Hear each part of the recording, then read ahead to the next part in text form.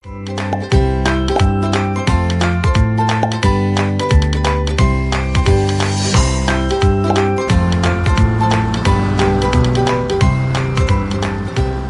turma, tudo bem? Estamos aqui de novo, dando continuidade na nossa apostila, né, de língua portuguesa. Então, pega a sua apostila, lápis e borracha e vamos dar continuidade no nosso estudo, né, no nosso conhecimento. Pega a sua apostila de língua portuguesa, abra na página 22, né, que foi a página na qual nós paramos. Nessa página, nós vamos falar sobre as aves. Nós temos aqui um pequeno textinho que vai falar para nós sobre aves, né? Podemos observar que aqui ao lado nós temos um beija-flor, aqui nós temos um papagaio, né? Então tá, vamos fazer a leitura deste texto para que nós possamos responder as questões na página seguinte, tá bom? Acompanhem aí a leitura, a prof vai ler junto com vocês, ok? Prestem bastante atenção para depois respondermos as questões. Então, vamos lá, ó. Aves. As aves são animais que apresentam o corpo coberto por penas. Além disso, possuem bico, um par de patas e uma de asas. As aves nascem a partir de ovos com casca e por isso são consideradas ovíparas. Os ovos são colocados em ninhos, já prontos ou construídos pelas fêmeas ou pelo macho, sendo chocadas por certo tempo até o nascimento das crias. A fêmea ou o macho ou os dois são responsáveis pela alimentação dos filhotes, colocando o alimento diretamente dentro de seu bico. As aves são encontradas nos mais diversos ambientes, florestas, desertos e até mesmo nas regiões mais frias e congeladas do planeta. Então, olha que interessante. Onde são encontradas as aves? Olha, nas florestas, desertos e até mesmo nas regiões mais frias e congeladas do planeta. Então, ó, até mesmo nas regiões mais frias e congeladas nós encontramos as aves. Então, ó, a maioria delas consegue voar. A presença de asas, de ossos mais leves, chamados de ossos pneumáticos, e de estruturas chamadas sacos aéreos, é que permitem essa capacidade. Então, olha só o porquê que a ave voa, né? Os pinguins e as emas são alguns exemplos de animais que não são capazes de voar. Os pinguins e as emas são aves, mas eles não voam.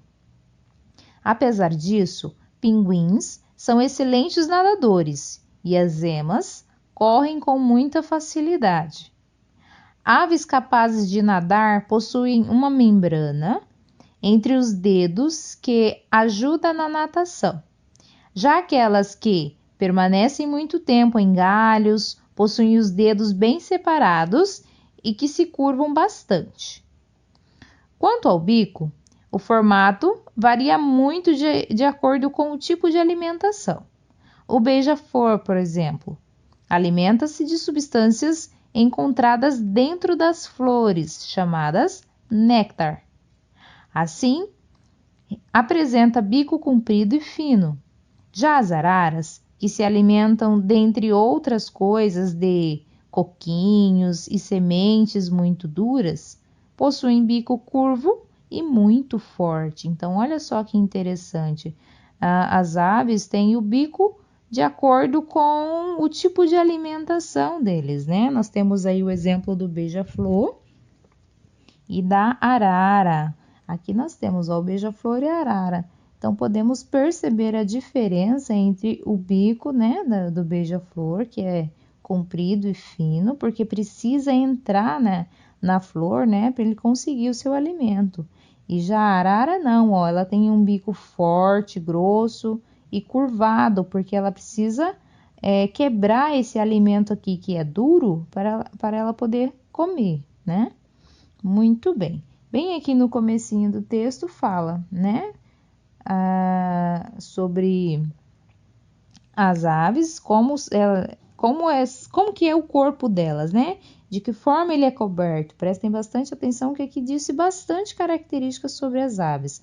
Aqui embaixo, no último capítulo, fala sobre o bico.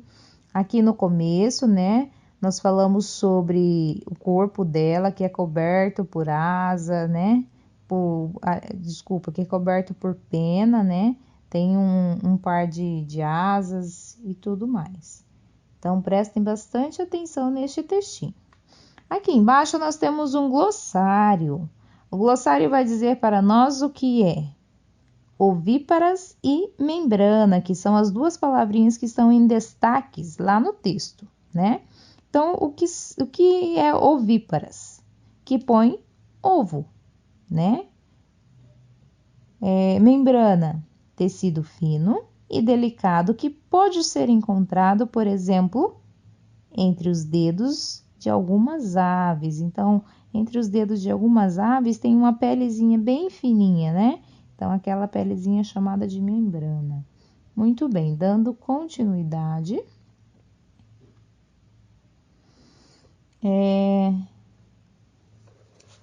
Na número 1, na página seguinte, página 23, diz assim, ó, segundo o texto, que características as aves apresentam, né? Bem lá no comecinho do texto que fala sobre as características das aves, né? O que elas apresentam? Elas têm o corpo coberto pelo quê, né? Elas possuem o quê? Um bico, uma boca.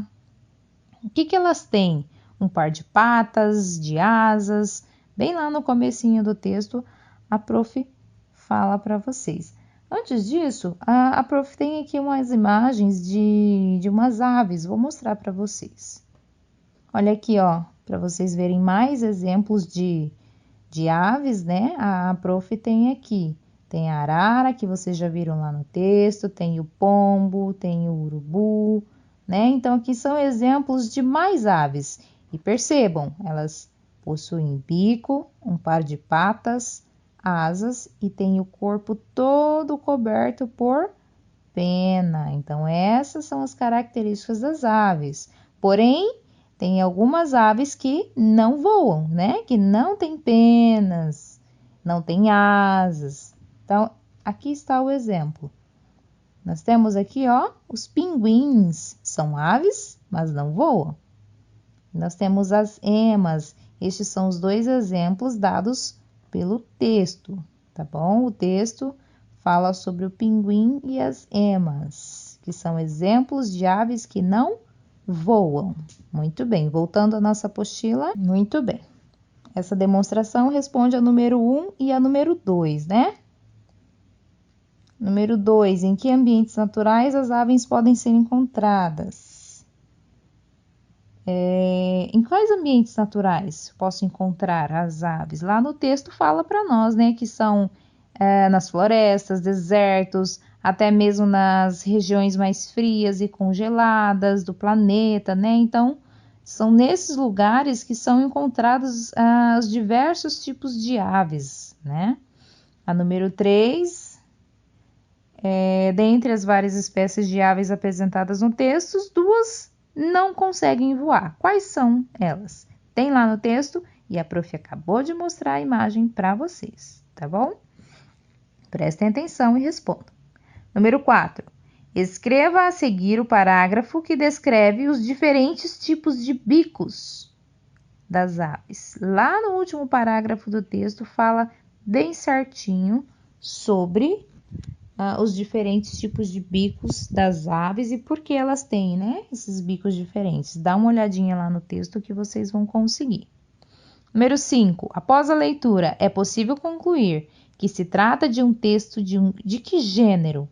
Esse é um texto que é uma sinopse, né, que apresenta uma crítica de alguma coisa, que apresenta análise de alguma coisa, ou é um texto informativo, está informando sobre as aves, está falando sobre as aves, né? Ou é um texto instrucional, está nos instruindo a alguma coisa. O que você acha? Coloca aí a sua resposta. A prof esqueceu de subir aqui, mas já subi, tá bom? Então, a número 5 ali. Analisa certinho e assinale a alternativa correta, ok? Número 6. Textos informativos têm por objetivo transmitir conhecimento e respeito de um tema. De que tema esse texto trata?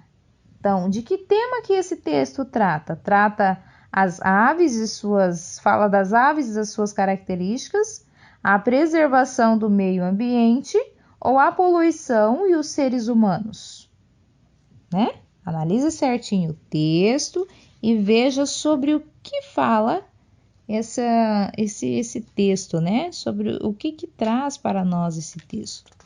Muito bem. Virando a página, na página seguinte, nós vamos falar sobre o uso da vírgula na página 24. Vamos lá, virando a página, uso da vírgula. A vírgula é um sinal de pontuação que serve para intercalar elementos de uma frase ou indicar uma pausa. Releia este trecho do texto informativo Aves. Então, vamos lá, vamos reler esse texto, esse trecho. Acompanhem aí na apostila de vocês. A fêmea, o macho ou os dois são responsáveis pela alimentação dos filhotes, colocando o alimento diretamente dentro de seus bicos. As aves são encontradas nos mais diversos ambientes, florestas, desertos e até mesmo nas regiões mais frias e congelantes do planeta. A maioria delas consegue voar. A presença de asas, de ossos mais leves, chamados de ossos pneumáticos, e de estruturas chamadas sacos aéreos, é que permitem essa capacidade. Muito bem. Muito bem. Voltando para a apostila, agora nós vamos responder as questões. Ali nós temos a número 1 e a número 2, que é somente para nós discutirmos sobre o que se pede ali. Na número 1, o que você acha do uso de vírgulas para a escrita de trechos mais longos? Qual que é a sua opinião sobre isso? Por que eu tenho que usar vírgula, né? Qual a sua opinião quando eu tenho que usar uma vírgula para a escrita de trechos mais longos? Por que será?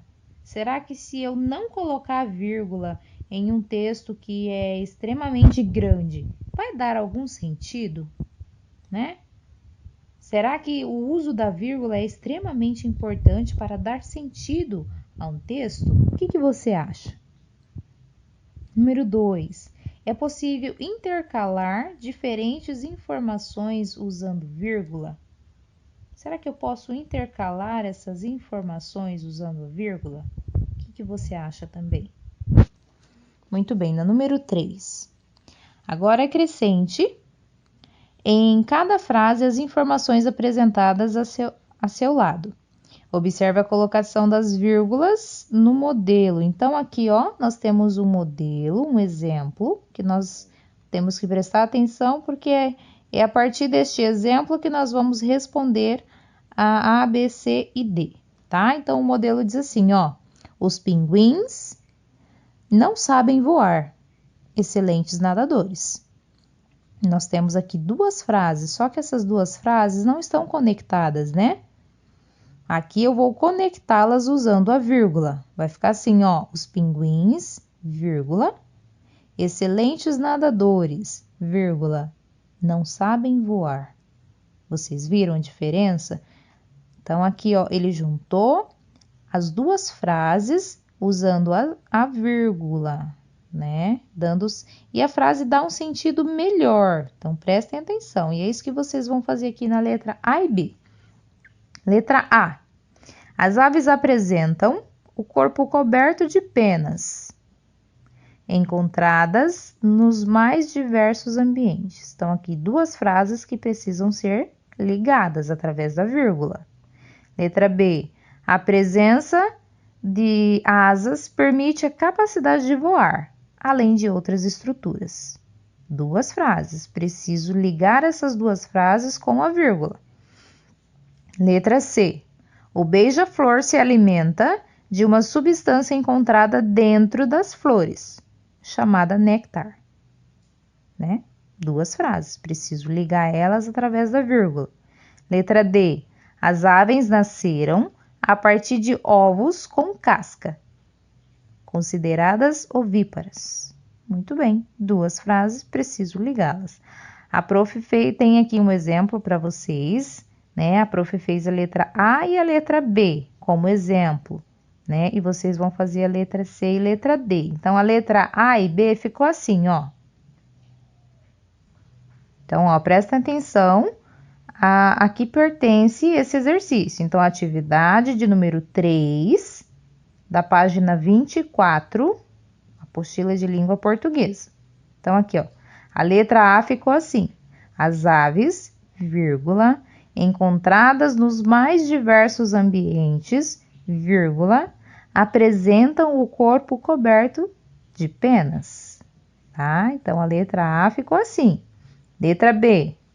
A presença de asas, vírgula, além de outras estruturas, vírgula, permite a capacidade de voar. Muito bem, então a letra B ficou assim. A prof então deu exemplos aqui, ó, da letra A e B. Agora vocês vão fazer a letra C e D. Quando nós vamos ler um texto, é claro que a gente não fica falando a pontuação igual a prof está falando aqui. A prof está falando aqui só para chamar a sua atenção onde foi colocado a vírgula, tá bom? Muito bem. Voltando para a apostila, página 25 agora.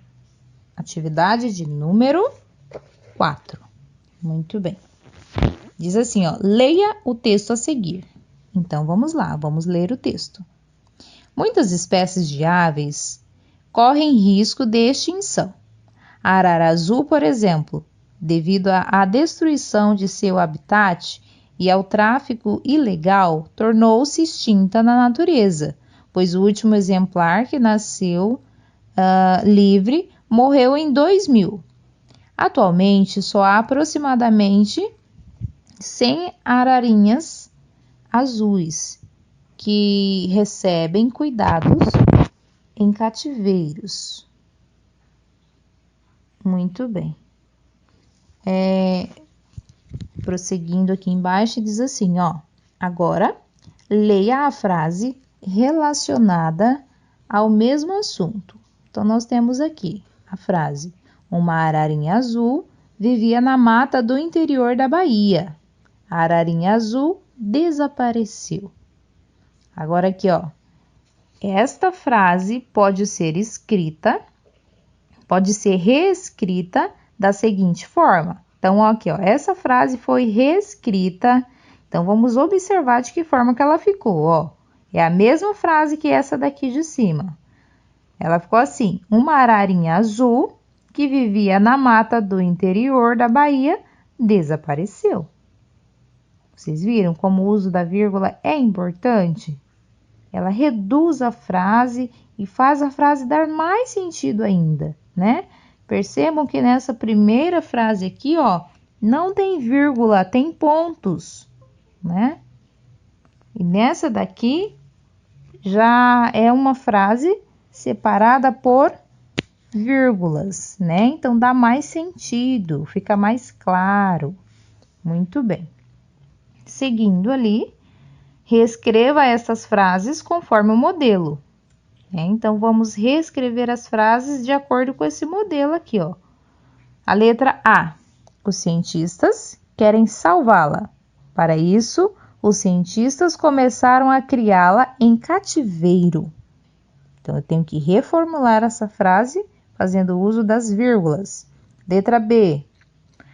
A ariranha azul é parente das araras. A ariranha azul é um pouco menor que as espécies que estamos acostumados a ver e tem penas mais claras que suas primas, as araras azuis. Então, eu preciso reformular essa frase. A prof fez a letra A para vocês terem uma noção, né? para ficar mais claro. E vocês vão fazer a letra B. Então, a letra A ficou assim, ó. Prestem atenção, ó. Atividade número 4 da página 25, né? A página que vocês estão, língua portuguesa. A letra A ficou assim. Os cientistas querem salvá-la. E, vírgula, para isso, vírgula, começaram a criá-la em cativeiro, tá? Presta atenção aonde que foi a vírgula. Agora vocês vão reformular a B, ok? Voltando para a apostila. Agora nós temos aqui a atividade número 5, que diz assim, ó. Nas frases reescritas nas atividades anteriores, é possível concluir que o uso das vírgulas evitou o quê? Dúvidas, repetições ou informações? Será que quando eu uso vírgula, ela evita dúvidas? Ou ela evita repetições? Ou ela evita informações? Analise certinho e marque a alternativa correta, tá bom? Muito bem, turma, essa foi a nossa aula de hoje. Muito obrigada pela presença de vocês, por estarem estudando junto com a prof, dando continuidade, né, no seu conhecimento. A prof aguarda vocês na próxima aula, tá bom? Respondam as atividades com atenção e beijos. Até a próxima aula.